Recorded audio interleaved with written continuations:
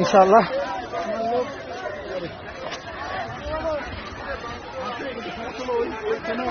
গণভবনের ভিতরে আমরা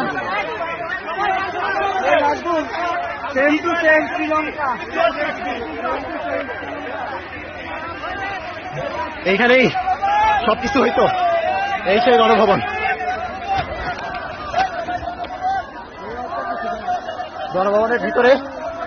গণভবনের ভিতরে সবাই চলে আসছে। জনতা যারা ছিল সবাই, যাদের হাতে ছাত্রদের রক্ত,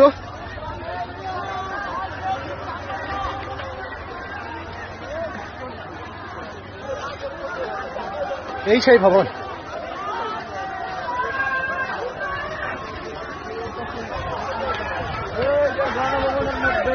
শত শত মানুষের রক্তের বিনিময়ে আমরা একটা ঘরে ঢুকতেছি। আমরা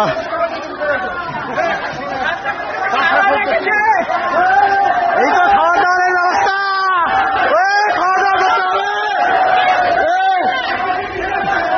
অনেক খাবার দাবার দুপুরে খাই নাই তো, গণভবনের যারা খাচ্ছে, চলো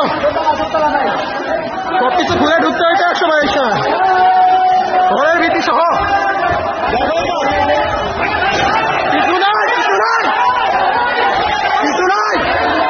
মানুষজনের ক্ষোভ দেখা যাচ্ছে। খাবার দাবার